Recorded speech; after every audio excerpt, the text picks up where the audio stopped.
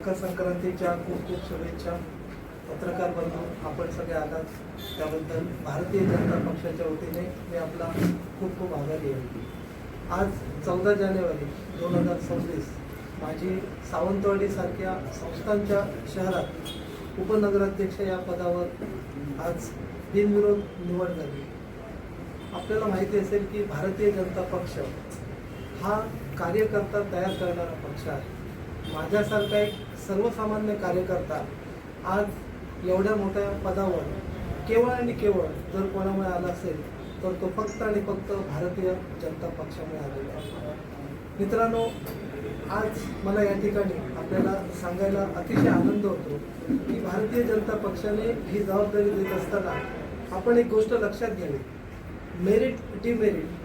भारतीय जनता पक्षाला यापूर्वी प्रत्येकजण ट्रोल करायचे. काय ट्रोल करायचे की हा पक्ष म्हणजे जात पात धर्मभेद मानणार आहे. आपल्याला सगळ्यांना माहिती असेल मी प्रभाग क्रमांक 10 मधून निवडून आलो, परंतु आज भारतीय जनता पक्षाने अनुसूचित जाती या पर्टिक्युलर प्रभागातून मी निवडून येऊन सुद्धा पक्षाने जे माझ्यासाठी दातृत्व दाखवलेलं आहे, म्हणजे याच्यावरून एक गोष्ट लक्षात येते की भारतीय जनता पक्ष कधीही जात पात धर्मभेद मानत नाही. मी आवर्जून का सांगतो की येणारी जिल्हा परिषद पंचायत समितीची निवडणूक आहे, त्याच्यासाठी तमाम लोकांनी या गोष्टीचा अगदी बारीकरित्या विचार करावा असं मी या ठिकाणी आपल्यामार्फत कळकळीची आणि नम्र विनंती करतो. त्यानंतर आज मी या पदावर बसलोय.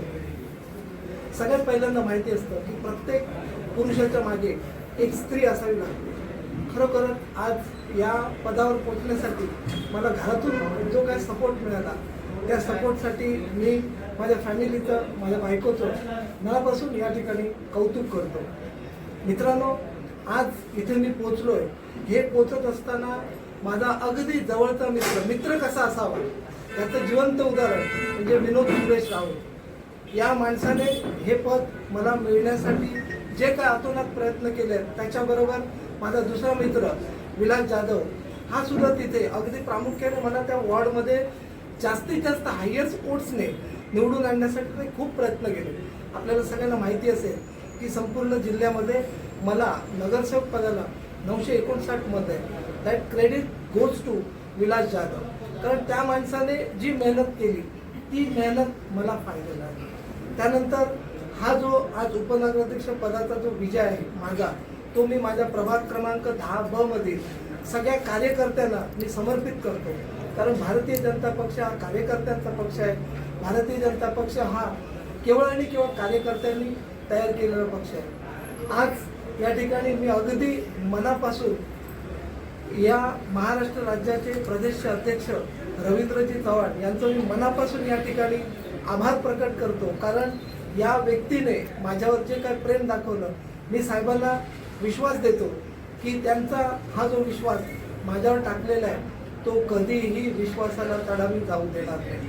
भारतीय जनता पक्ष वाढवण्याच्या दृष्टीने मी जास्तीत जास्त प्रयत्न करेन असं मी त्यांना प्रॉमिस केलेलं आहे. त्यानंतर या जिल्ह्याचे पालकमंत्री आणि महाराष्ट्र राज्याचे कॅबिनेट मंत्री श्री नितेशजी राणे त्यांनी सुद्धा माझ्यावर जो आज या ठिकाणी विश्वास संपादन केला आहे त्याबद्दल मी त्यांचा खूप खूप आभारी आहे.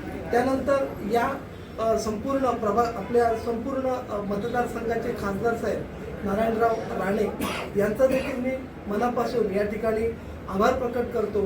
कारण या सगळ्या माणसांनी जो काय त्यावेळी विजय संपादन केला त्याचं क्रेडिट आणि त्याच्यामुळे आज आम्ही या ठिकाणी भारतीय जनता पक्षाच्या माध्यमातून 11 नगरसेवक आणि स्वतः नगराध्यक्ष मॅडम या निवडून आल्या. त्यानंतर हा उपनगराध्यक्ष पदाचा खरोखरच आज जर कोण मनापासून कौतुक करण्याचा भाग असेल तर ते माझे टोटल जे 11 नगरसेवक जे निवडून आले. काही लोकांनी असे रुमर्स पसरवलेले की BJP मतभेद आहेत आणि त्यांच्यात काहीतरी वैयक्तिक येऊ शकतं. भारतीय जनता पक्षाने आज आपल्याला प्रॅक्टिकली त्याचं उत्तर तुमच्यासमोर दिलेलं आहे. प्रॅक्टिकली असं मी का म्हणतो, आज आपण बघितलं असेल 12च्या 12 वोट्स मला पडलेले आहेत आणि मी बिनविरोध भारतीय जनता पक्षाचे सगळे नगरसेवक यांचा मनापासून ऋणी आहे. कारण त्यांचं जे सॅक्रिफिकेशन आहे, त्यांनी जे सॅक्रिफाईस केलं त्याचं क्रेडिट आज मला मिळालेलं आहे. त्यामुळे सगळ्या नगरसेवकांच्या या ठिकाणी मी मनापासून ऋण व्यक्त करतो आणि आपल्याला अशी ग्वाही देतो की येणाऱ्या 5 वर्षात नगराध्यक्ष मॅडम आहेत, आज स्वीकृत नगरसेवक सिद्धार्थ भांबुरे झालेले आहेत, त्यानंतर विरोधक जे आहेत त्यांना बरोबर घेऊन येणाऱ्या 5 वर्षात आम्ही सावंतवाडी नगर परिषदेचं कामकाज जास्तीत जास्त चांगलं, पारदर्शक, विदाऊट एनी करप्शन कसं लोकांसमोर करता येईल त्याचा आम्ही प्रामाणिक प्रयत्न करू आणि जनतेने भारतीय जनता पक्षावर जो विश्वास संपादन केलेला आहे त्या विश्वासाला आम्ही प्रॉमिस करतो की कोणत्याही प्रकारचा तडा जाऊ देणार नाही. Thank you very much. राजकारणात मित्र आणि आपल्याला सगळ्या गोष्टी माहिती आहेत, मित्र परिवार कोण नसतं, अगदी भाऊ पण भावाच्या विरुद्ध फॉर्म भरत होता, त्याच्यामुळे it's a part of politics. त्यामुळे अजय गोंधळेने फॉर्म भरला तो त्यांच्या पक्षाचा लोक होता, त्याच्याबद्दल मी काय बोलू शकत नाही. पण मला अशी एक माफक अपेक्षा होती की ते मैत्री जागतील, तसं झालं नाही. ओके, लिव्ह इट, काय प्रॉब्लेम देत होता त्यावेळी साहेबांचा जीव टांगणीला लागलेला होता की बाबा आपल्या जवळचा जो माणूस आहे निरवडेकर, त्याचं काय झालं, कसं झालं प्रोसेस. त्याने मला इतक्या बिझी शेड्यूलमध्ये, आज बघा तुम्हाला माहिती असेल की चव्हाण साहेब पर्टिक्युलर 1-2 दिवसापूर्वी लुंगी नेसलेली या पॉइंटवर ट्रोल झाले.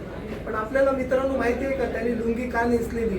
त्याचं कारण असं आहे, त्यांच्या डाव्या पायाला इंजुरी झाली, त्या इंजुरीला त्यांनी 7 इंजेक्शन्स घेतले, त्याच्यामुळे त्यांना पॅन्ट घालता येत नाही, म्हणून ते 4 दिवस गेले लुंगी हे करून पूर्ण मुंबईमध्ये प्रचार करतात. ॲट अ टाइम 7 इंजेक्शन घेतले ढोपरात, आणि तरी असून सुद्धा तो माणूस आज अख्ख्या मुंबईत पूर्ण प्रयत्न करतो का, तर भारतीय जनता पक्ष हा 1 नंबरचा पक्ष झाला पाहिजे. देशाचे पंतप्रधान श्री नरेंद्र मोदी, या महाराष्ट्राचे मुख्यमंत्री श्री देवेंद्रजी यांचं जे पर्टिक्युलर जो अजेंडा आहे तो ते नेण्याचा कायम भारतीय जनता पक्षाच्या माध्यमातून प्रयत्न करतो. माहिती असेल त्याची टेंडर सिस्टीम जर आपण बघितली तर त्याचं टेंडर जे असंच निघालेलं आहे, खोदाई, भराई, त्यावर नंतर त्यावर PCC सोडली आणि त्यानंतर त्याच्यावर डांबरीकरण, हॉट मिक्सिंग असं टेंडर काढलं. त्याच्यामुळे आत्ता जस्ट आम्ही या पदावर बसायच्या अगोदर मला वाटतं 1 अर्धा तास हे प्रोसेस चालू असताना त्यांना इथे बोलवून घेतलं. कॉन्ट्रॅक्टर लोक आता सगळे आलेले, त्यांना स्पेसिफिक डिरेक्शन दिले की याच्या पुढे तुम्ही कसल्याही प्रकारचं काम आम्ही जोपर्यंत पॉझिटिव्ह तुमची ऍक्टिव्हिटी दिसत नाही तोपर्यंत चालू करायचे स्ट्रिक्टली इन्स्ट्रक्शन्स दिले.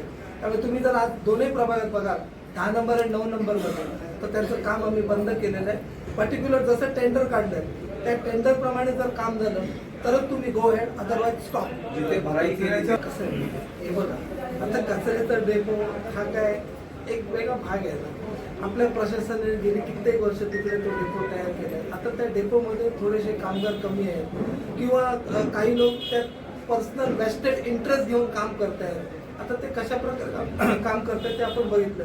फक्त मला वाईट काय वाटलं की संजू परब त्या ठिकाणी नगराध्यक्ष असताना त्यांनी आपल्या स्टेटमेंटमध्ये असं म्हटलंय की मी तिथे पार्टी केली, ती त्यांना पार्टी करायला मिळत नाही, ह्याचं मला खूप वाईट वाटतं. त्या दिवशी गेले तिथे स्वच्छता ज्या ठिकाणी भराव घातला. आत्ताच आपल्याला मी सांगितलं की त्या जे कॉन्ट्रॅक्टर आहेत त्यांना आता मी बोलवून घेतलं. आत्ता इथे चेंबरमध्ये आम्ही त्यांना बोलवून घेतलं. सगळे नगरसेवक होते, नगराध्यक्ष मॅडम होते, त्यांनी पर्टिक्युलर इन्स्ट्रक्शन दिलेले आहेत. ज्या टेंडरप्रमाणे समजा डेप्थ त्याची 1 फूट आहे तर डेप्थ 1 फूटच असली पाहिजे. तो पाईप पर्टिक्युलर ज्या कंपनीचा किंवा जो जसं दिलंय तसाच असला पाहिजे. त्याच्यावरती भराई जी आहे ती तेवढीच असली पाहिजे आणि वरती ते PCC किंवा कॉन्क्रीट किंवा जे हॉट मिक्सिंग जे आहे ते तसंच झालं पाहिजे. ती जोपर्यंत आपल्याला ते खात्री देत नाही तोपर्यंत त्यांना काम थांबवा असं इन्स्ट्रक्शन. ते सुद्धा त्यांना आता इन्स्ट्रक्शन दिलं की त्यावर पर्टिक्युलर पाणी मारा, त्यावर रोलिंग करा आणि तुम्ही लोकांचा जो नागरिकांचा त्रास आहे तो कमी करा. 100% यावरती पाठपुरावा होणार. आमचे प्रदेश अध्यक्ष आहेत, आमचे पालकमंत्री साहेब आहेत, यांच्या माध्यमातून आपल्याला 1 महिन्याच्या आत नगराध्यक्ष मॅडमने बसल्या त्या विषयाचा फॉलोअप चालू केलेला आहे. 1 महिन्याच्या आत आपल्याला याचा रिझल्ट पॉझिटिव्हली दिसेल एवढी मी आपल्याला माहिती